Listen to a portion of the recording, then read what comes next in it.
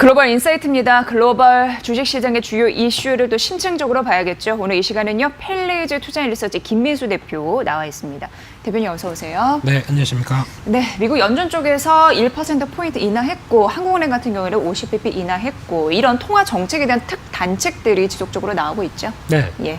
일단 전반적으로 미국의 연준에 이어서 어떤 글로벌 정부들이 이제 금리 인하 쪽에 가닥을 잡기 시작하면서 변화가 계속 나오고 있는데 네. 아직 시장은 그에 따른 어떤 반응들이 좀 미지근하다. 오히려 계속 공포에 사로잡혀 있다는 쪽으로 봐야 될 것 같은데요. 그러니까요. 예. 일단 지금 같은 경우 일단 아무래도 코로나19 사태로 인해서 나오고 있는 미국의 가장 큰 걱정은 소비죠. 특히 미국 시장에 미국에서 한 70%의 경제를 차지하고 있는 소비가 위축되게 되면 이에 따른 여파가 상당히 커질 수 있다라는 관점 쪽에서 지금 선제적으로 금리 인하가 들어가고 있는 상황들인데요. 그런 쪽으로 봤을 때 일단 원래 또 17일, 18일 날 또 FOMC 회의가 이어질 걸로 봤는데 이제 취소가 됐죠. 그러면서 앞으로 이어질 수 있는 연준의 경기 판단과 향후 정책에 대해서 계속 주목할 수밖에 없는데 미리 했으니까. 그렇죠. 예. 그러다 보니까 일단 지금 최근에 미국과 한국 기준금리를 보게 되면 일단 거의 미국은 제로금리까지 내려간 상태로 보여지고 있고요. 예. 한국도 마찬가지로 1.25%에서 0.5%를 추가했기 때문에 또 0.75대로 좀 내려가고 있는 상황들인데 그러다 보니까 이제 글로벌 각국들도 다 모두 다 이런 금리 인하 관련된 완화적인 통화 정책에 동참을 하고 있습니다. 그래서 2월 달 같은 경우 벌써 브라질이나 멕시코, 러시아, 터키, 필리핀, 태국까지 금리 인하를 했고요. 게다가 이제 호주나 말레이시아, 캐나다까지 3월 달 들면서 동참을 하고 있는데 이제 유럽 중앙은행 ECB나 일본도 적절히 행동하겠다라는 쪽으로 언급을 하면서 같이 이런 분위기가 이어가는 글로벌 전반적인 흐름이라고 보시면 될 것 같고요. 거기다 이제 가장 중요한 게 코로나19 사태로 경제 충격을 완화하는 관점과 단기적으로 신용 경색을 방지하겠다. 이런 관점들은 상당히 좋은데 시장의 반응은 긍정적인 측면에 대한 그 기대감보다는 우려감이 더 커지고 있다고 봐야 될 것 같고요.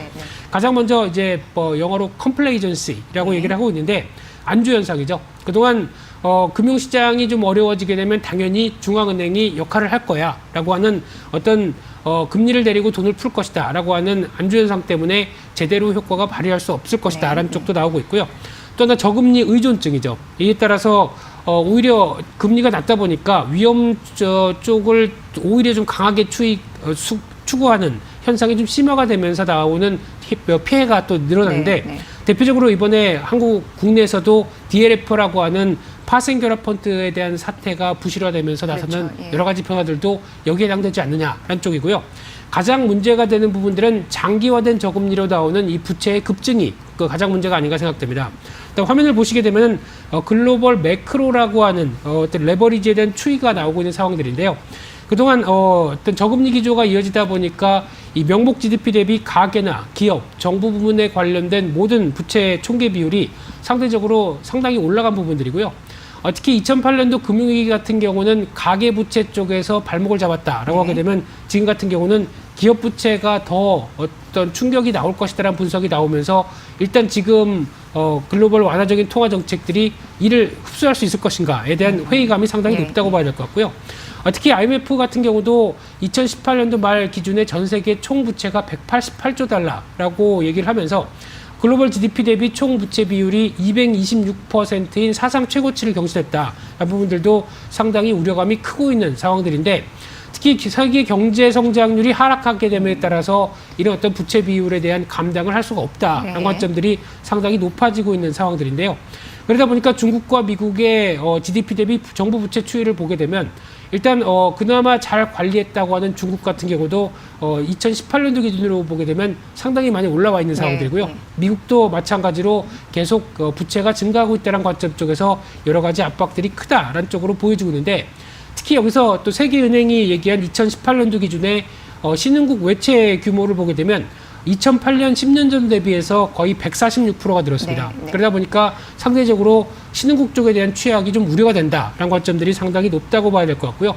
따라서 결론적으로는 단기적으로 이런 코로나19 사태로 나오고 있는 시장 충격을 회복하기 위해서 글로벌 정부가 여러 가지 노력들은 한다고 하더라도 중기적으로 지금 이어지고 있던 어떤 저금리 기조하에 나왔던 버블 현상들이 지금 제대로 어떤 압박이 가해지고 있다는 관점과 함께 이런 어떤 부채 관리에 대한 필요성이 늘어날 수밖에 없는 시점 쪽에서 계속 시장의 혼전은 이어지고 있다는 관점 쪽으로 바라봐야 될 것 같습니다. 네.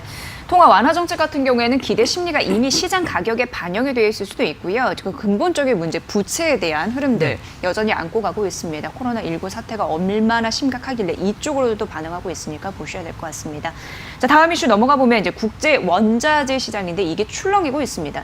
당연히 세계 최대의 수요처는 중국 쪽이잖아요. 네. 공급해주는 그런 부분. 근데 여기가 조업이 중단되고 있으니 그렇죠. 말할 것도 없겠죠. 네. 어떻게 보세요? 네, 일단 주요 산업의 핵심 소재라고 하고 있는 대표적인 원자재 가격들도 이번 사태로 인해서 급락하고 있는 모습들인데요.